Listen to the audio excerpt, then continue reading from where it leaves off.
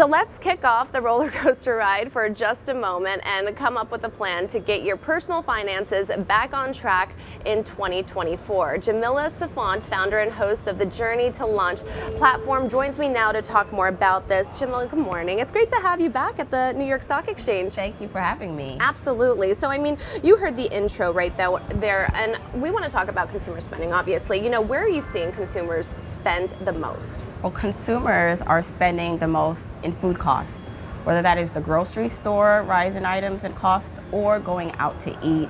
And I think that's something we can probably relate to personally, and most of us in our lives, is that's where you're seeing it. No, actually, I was talking to a colleague yesterday, and he was telling me that, I said, how do you get your personal finances in order? And he was telling me that he budgets about $150 every 2 weeks, and you have to be more selective when choosing to go out to fine dining, regular dining, or even if you're just, you know, getting a coffee at Starbucks, right? Right, so we're seeing the squeeze from home, whether we're cooking at home or going out to eat. So we have to be very specific and proactive when planning what we're eating for food. And speaking about eating food, let's talk about the guac method. Yes. This is something, I love guacamole, but anyway, the guac method that you talk about in your book.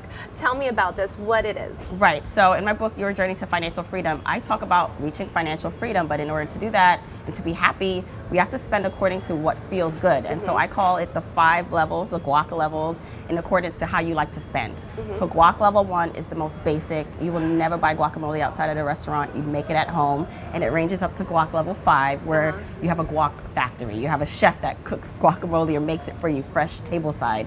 And so in that range, if you can determine what you really like to spend on and what your guac level is, you can be more realistic with your financial goals. Now let's talk about the Fed hikes. Obviously, we are seeing inflation high. You know, the rate right now is still higher than the Fed wants to see it.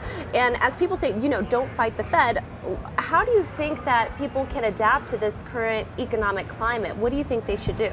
Right, so in order to help at least keep up and not be too far behind, we have to find ways in which to grow our money, even if it's not investing. So investing is obviously very important, but even parking your money in high yield savings accounts, you'll get a bit more bump than a traditional savings account, will help combat that inflation that we are all running from. And let's talk about more like outside the Fed. What are some struggles or circumstances that people are facing right now in the current economic climate we're in? What are some of the unique challenges? So there's job insecurity. We're seeing all the layoffs and tech layoffs and the pending announcements. So it's making a lot of people, rightfully so, nervous. And then therefore they're not maybe proactively doing as many things with their finances because they just are not secure with their job. Then you have rising healthcare costs. And then the opportunities at which, you know, our generation or the kids that are graduating from college don't see as much opportunity anymore. And so there is a plethora of issues and concerns that rightfully so Americans have that they have to face and deal with as we're dealing with this economy. And let's talk about some of those solutions, right? You mentioned the high yield savings accounts, about parking your money there.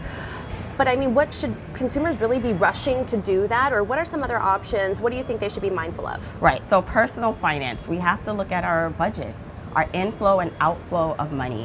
And that's where it all begins. So really it's taking a look at what you're spending. And I know that task can feel overwhelming and daunting, and it is.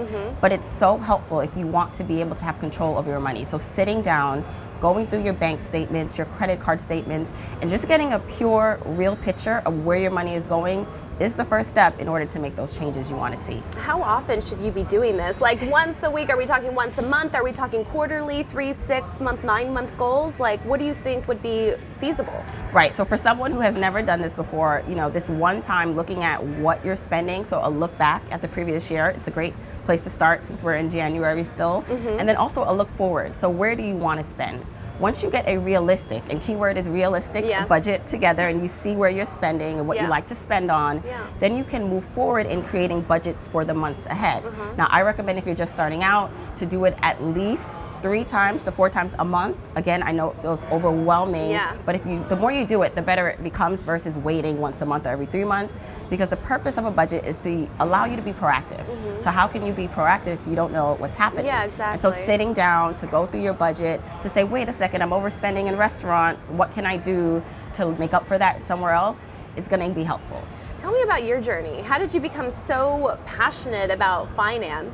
Oh my God, it was really a personal journey, as it starts for many people, but I had a long commute from Brooklyn to New Jersey, working in corporate America, began to have kids, and it was being pregnant with my first child in a commute that I disliked, and I said, I can't do this anymore. Yeah. And so I started to seek out ideas and topics that would help me escape the corporate world. Yeah. And it was personal finance. It was learning to save and invest and be smarter with my money.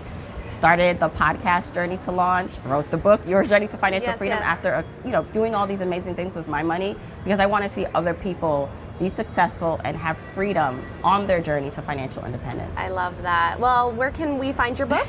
You can find my book, Your Journey to Financial Freedom, wherever books are sold. So that's Amazon, bookshop.org to support your local bookstores, Target, Walmart. I was flying in San Francisco the other day and I saw it in the San Francisco airport. So you can find it in airports too. So cool. Well, Jamila, thank you so much for joining me today. It's great to have you. Thank you so much for having me.